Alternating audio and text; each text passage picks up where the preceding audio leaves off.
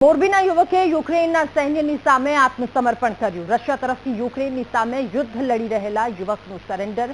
મોરબીનો યુવક માજોતી હુસૈન અભ્યાસ માટે રશિયા ગયો હતો। રશિયામાં પરિસ્થિતિને વશ થઈ યુવકે યુદ્ધ ભૂમિમાં ઉતરવાની ફરજ પડી। ત્યારે રશિયામાં ડ્રગ્સના કેસમાં દોષિત જાહેર થયેલા યુવકને 7 વર્ષની જેલની સજા ફટકારવામાં આવી હતી।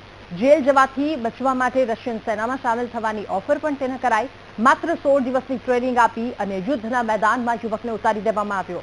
3 દિવસમાં કમાન્ડર સાથે ઝઘડો થતા યુક્રેન સેનાની સામે તેણે આત્મસમર્પણ કર્યું હતું। યુક્રેનની 63મી મેકેનાઇઝ્ડ બ્રિગેડે યુવકનો એક વિડીયો પણ જાહેર કર્યો। મોરબીમાં રહેતા યુવકના માતા પિતા ઘટનાથી સંપૂર્ણપણે અજાણ। તો કમ્પ્યુટર એન્જિનિયરિંગનો અભ્યાસ કરતો યુવક કુરિયર કંપનીમાં જોબ કરતો હતો અને છેલ્લા 1 વર્ષથી રશિયા ગયેલા યુવકને અપાયેલા પાર્સલમાં ડ્રગ્સ મળી આવ્યું હતું।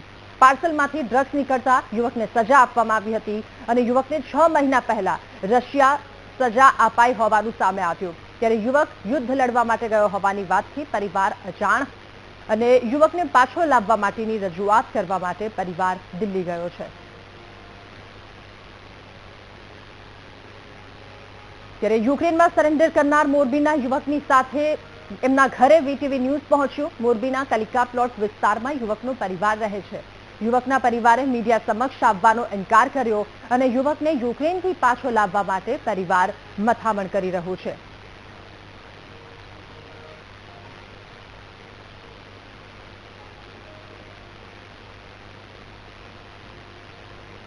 ત્યારે યુક્રેનમાં વિદ્યાર્થીએ સરેન્ડર કર્યું પરંતુ યુદ્ધમાં વિદ્યાર્થી લડવા માટે ગયો છે આ વાતથી પરિવાર અજાણ। પરિવાર સાથે વીટીવી ન્યૂઝ વાત કરવા માટે પહોંચ્યું। જો કે મીડિયાની સામે આવવા માટે પરિવાર ઇનકાર કરી રહ્યો છે।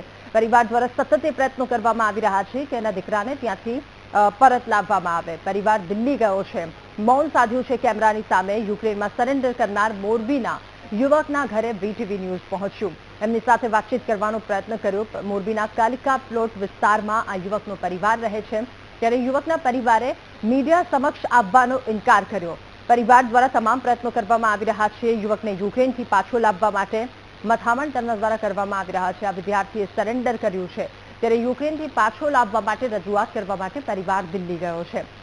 કમ્પ્યુટર એન્જિનિયરિંગનો આ યુવક અભ્યાસ કરતો હતો, કુરિયર કંપનીમાં જોબ કરતો હતો અને છેલ્લા 1 વર્ષથી રશિયા ગયેલા યુવકને અપાયેલા પાર્સલમાંથી ડ્રગ્સ મળી આવ્યું। ત્યારે પાર્સલમાંથી ડ્રગ્સ નીકળતા યુવકને સજા આપવામાં આવી હતી।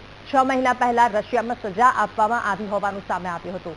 યુવક યુદ્ધ લડવા ગયો હોવાની વાતથી પરિવાર અજાણ હોવાનું સામે આવ્યું। ત્યારે પરિવાર હવે યુવકને છોડાવવા માટે દિલ્હી ગયો છે।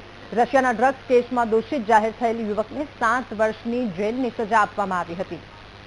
જેલ જવાથી બચવા માટે રશિયન સેનામાં સામેલ થવાની ઓફર કરાઈ। વધુ માહિતી મેળવીશું। સંવાદદાતા દેવ આપણી સાથે ફોન લાઈન પર જોડાયા છે। દેવ, મોરબીના એક યુવકની વાત સામે આવી છે, યુવકના પરિવારને મળવાનો પ્રયત્ન કર્યો, જો કે એમનું મૌન। શું વધુ વિગતો આ મામલે? જી ચોક્કસ, યુવાન છે એ આપણે અભ્યાસ માટે ગયો હતો।